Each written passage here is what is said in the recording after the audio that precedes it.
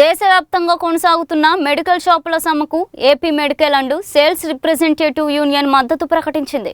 విశాఖలో నిర్వహించిన కార్యక్రమంలో ఆన్లైన్ మందుల విక్రయాలను పూర్తిగా నిషేధించాలని డిమాండ్ చేశారు. ఆన్లైన్ ద్వారా నకిలీ నాసిరకం మందులు మార్కెట్లోకి వస్తున్నాయని, వైద్యుల పర్యవేక్షణ లేకుండా మందులు వాడకం ప్రజల ప్రాణాలకు ప్రమాదకరమని యూనియన్ నాయకులు హెచ్చరించారు.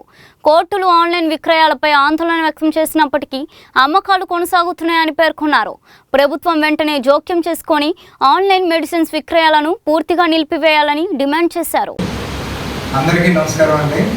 నా పేరు P Srinivasarao. Andhra Pradesh medical and sales representative Vizag యూనిట్కి వైస్ ప్రెసిడెంట్గా ఉంటున్నాను. ఈరోజు దేశవ్యాప్తంగా జరుగుతున్నటువంటి మెడికల్ షాపుల సమ్మెకు సంపూర్ణంగా మా యూనియన్ తరపు నుంచి మేము మద్దతు తెలియజేస్తున్నాం. అలాగే ఈ యొక్క ఎక్కడైతే ఆల్ ఇండియా లెవెల్లో జరుగుతున్నటువంటి ఈ యొక్క సమ్మెకి మా ఎఫ్ఎంఆర్ఐ ఏపీఎంఎస్ఆర్ఐ తరపు నుంచి అందరికీ కూడా మా సంపూర్ణ మద్దతు తెలియజేస్తున్నాం. అలాగే మా జాతీయ స్థాయి సెక్రటరీ గారు చంద్రమౌళి గారు మాట్లాడతారు. నా పేరు Chandramouli, Andhra Pradesh medical and sales representative union state secretary. ఈవేళ దేశవ్యాప్తంగా మెడికల్ స్టోర్స్ బంద్కి Andhra Pradesh medical and sales representative union సంపూర్ణమైన మద్దతు తెలియజేస్తుంది. ఎందుకంటే ఒక సోషల్ కాజ్ పైన వాళ్ళు ఈరోజు సమ్మెలోకి వెళ్తున్నారు. ఆన్లైన్లో మెడికల్ అమ్మకాలని పూర్తిగా రద్దు చేయాలి. ఎందుకంటే గతంలో కూడాను ఆన్లైన్ మెడిసిన్ అమ్మటానికి కొన్ని కంపెనీలు కొన్ని యాప్లు తీసుకొచ్చి చేయటం వల్ల మేము పంజాబ్ హైకోర్టులో కేసు వేయడం జరిగింది. పంజాబ్ హైకోర్టు కూడా మద్దతుగా మనకి జడ్జిమెంట్ ఇవ్వడం జరిగింది. అయితే కోవిడ్ సమయంలో ప్రజలకు మెడిసిన్ అందుబాటులో ఉండటానికి ఈ ఆన్లైన్ మెడిసిన్ అనేది ప్రారంభించడం జరిగింది. అయితే ఇందులో ఉన్న ప్రాబ్లం ఏంటి అంటే గతంలో కొన్ని కేసులు అనేది మనం ఐడెంటిఫై చేయడం జరిగింది. ఒక టాప్ మోస్ట్ కంపెనీ అయినా సరే వాళ్ళు ఒకే యూనిట్లోని 2-3 రకాల మెడిసిన్ తయారు చేస్తున్నారు. అందులో భాగంగానే యాంటీబయాటిక్స్ వాడుతున్నప్పుడు అంతకుముందు తయారు చేసిన షుగర్ వ్యాధికి వాడిన మందు కూడా అందులోనే తయారు చేయడం, యాంటీబయాటిక్స్ వాడిన తర్వాత వాళ్ళ షుగర్ లెవెల్ పడిపోవడం, తద్వారా మనకి క్వాలిటీ అనేది మనకి ప్రశ్నార్థకం అవుతుంది. ఇటువంటి సందర్భాల్లో దీనికి ఎవరు బాధ్యులు అంటే ఇక్కడ ఉన్న డ్రగ్ ఇన్స్పెక్టర్స్ కానీ వీళ్ళందరూ కూడా బాధ్యత వహిస్తూ ఆయా మెడికల్ స్టోర్స్ ఆ కంపెనీల మీద బాధ్యత వహిస్తూ చేయడం జరుగుతుంది. ఇదే ఆన్లైన్లో జరిగింది అంటే వాళ్ళు ఏ విధంగా వ్యక్తి చనిపోవడం కానీ లేకపోతే రోగికి అడ్వర్స్ ఎఫెక్ట్స్ రావడం కానీ ఇవేవి కూడా ఐడెంటిఫై చేయడం సాధ్యం కాదు.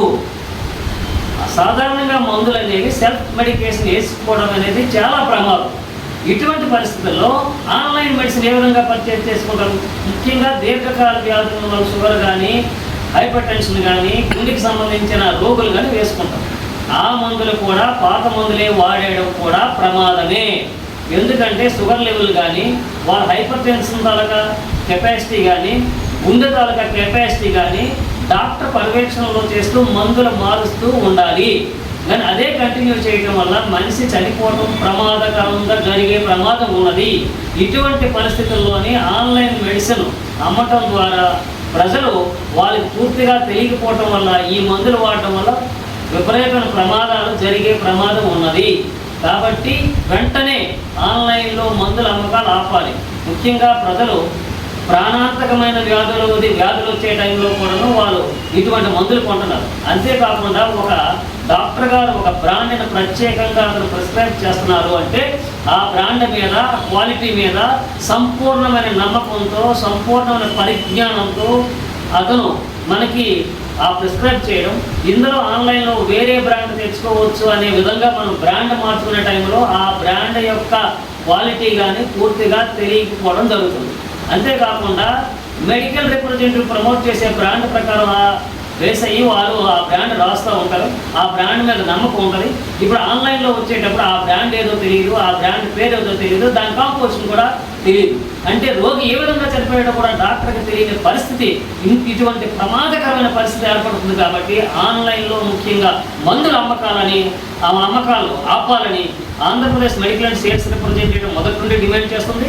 అలాగే ఇప్పుడు ఈ ఏఓసిడి అంటే మెడికల్ షాప్స్, డిస్ట్రిబ్యూటర్స్ వీళ్ళు చేస్తున్న సమ్మెకి సంపూర్ణమైన మద్దతు తెలియజేస్తూ ఎటువంటి ఉద్యమానికైనా మేము సంపూర్ణమైన మద్దతు ఈ మెడికల్ స్టోర్స్కి కానీ డిస్ట్రిబ్యూటర్స్కి కానీ మేము ఇస్తున్నామని మరోసారి తెలియజేస్తున్నాం.